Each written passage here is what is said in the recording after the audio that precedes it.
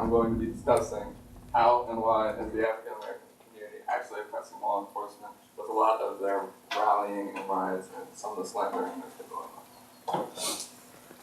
So my claim is that African American society is actually oppressing U.S. law enforcement by protesting, character assassinating, and attacking police officers in ambush attacks for anecdotal and sometimes unjust evidence. So I think it's important that when you claim something, you understand the implications of it and what it means. So first I'm saying that the social and systemic oppression is a myth that is often relayed in these activist groups like Black Lives Matter. And then a gradual cultural shift in America is to blame in the way that we handle topics, talk about issues, and understand our realities from our perspective.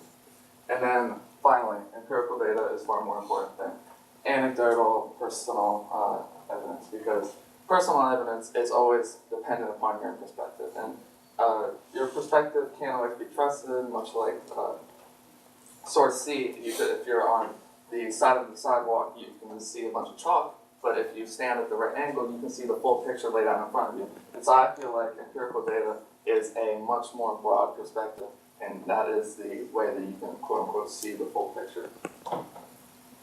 So a little bit of context as to what I'm talking about. In the past year, there's been a 167% spike in ambush police attacks.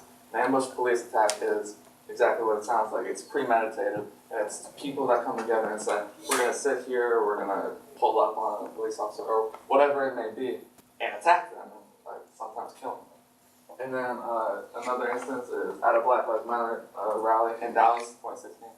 A sniper rang out shots on an officer and killed 5 and injured another, and before being killed himself. And then just the regular rallies or companies releasing shirts, things like that, clothing items that call police pigs and call for their literal slaughter on signs. So before we actually tackle the types of oppression that I listed that are indicative of the instances that I just spoke of, I think we need to agree on the definition. So for social oppression as it applies to this scenario is that police officers themselves, since they are human beings and human beings have implicit biases, I believe that, and flaws themselves because no one's perfect, it carries over into their job, and it means that they treat people unfairly based off of their race or even gender, but specifically race for the subject. And then systemic or political oppression is that there are actual laws or codes of conduct that list or give majorities or even other minorities opportunities or unfair advantages or things of that nature that African Americans are not receiving. So first, debunking social oppression. African Americans make up 13% of the population in the U.S. That's important to know because it is half of the basis that the argument that there is police oppression is based upon, because then people see the next figure that African Americans make up about 50% of incarcerations due to violent crime. So when people see that from their perspective, they see those two statistics, and you said 13% of the population, but 50% of the incarcerations. That's inherently racist because they don't match up. But the more important statistic is that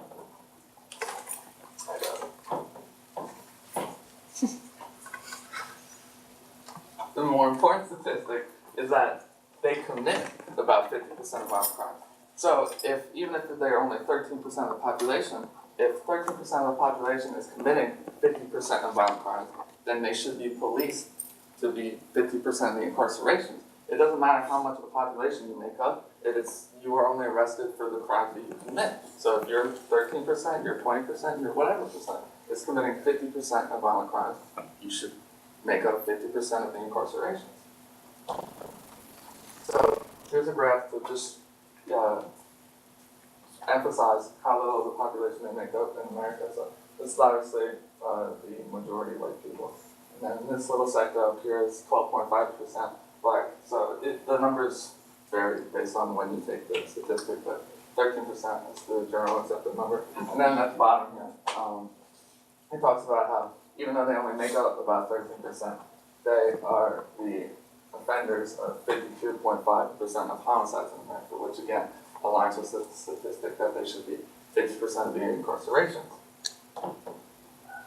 and then I believe it's blank because we're only developing one lens.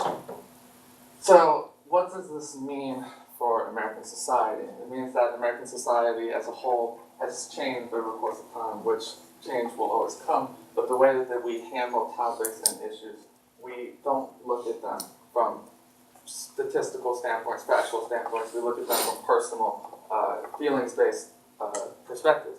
And that isn't good for a subject like this because no one wants racism in America. If I see a racist act occurring, I will be the first person to stand up and stand with someone against it. But it's not racism. Like the idea is, I sympathize with the viewpoint that people have that racism is bad. Of course racism is bad, no one wants racism. But the conjecture that there is racism in our law enforcement is completely just, it's unfounded on facts, as I demonstrated with the 50% of committed violent crimes are African Americans, so they are police department, even if they're the population. So my solutions are that we as a society must relearn how to approach our issues. I understand that this may be difficult because we as a single human being can only have our perspective, and we have to go outside of ourselves to understand issues this broad that affect all of American society, whether you're black, white, Hispanic, or whatever. Much like I said with like the sidewalk art, it's hard to understand it just from your perspective, but if you have a group of people surrounding that piece of art, there are bound to be a couple people that can see the picture as it is meant to be seen. So you must be able to step outside of yourself for things like this and not just be encapsulated in your emotions. And then my second solution is that we should educate the public on the difference between empirical data and anecdotal data, because people have personal anecdotes, stories, and things that make them upset, and then they immediately jump to conclusions about blanket statements. Like, police officers are human beings as well, and they enlist and enroll to protect these communities. I really hope not, and I'm extremely doubtful that there's a single police officer that is enrolled and that has spent their time just to say, I want to wake up and unfairly incarcerate, kill, or oppress black people.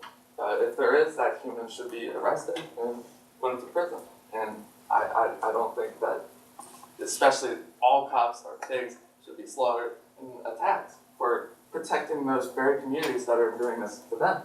So that's where I come to the conclusion that police officers are actually being oppressed by the African American community, because all the attacks that I listed to begin with are completely unfounded.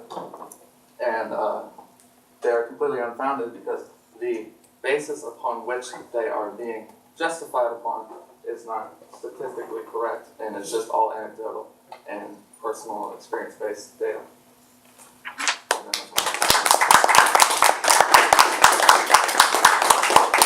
Okay, Cam, how valid and reliable are the sources that you've used? How do you know? And which sources, if any, didn't work? So, I would say almost all of my sources were reliable. The only one that I would point out is sitting right there is the Wikipedia one. But the reason why I decided to use that one anyways, even though people do go in and it's a community-based platform, is that with the topic as grand and popular as as race and ethnicity in the United States, when I'm only pulling one statistic from it, it's been combed over many, many, many times. And that, the statistic that I used from it was that it's 13% of the population, and that was fact-checked among a bunch of other sources that I had before me, because they also mentioned the video numerous times. Okay, good.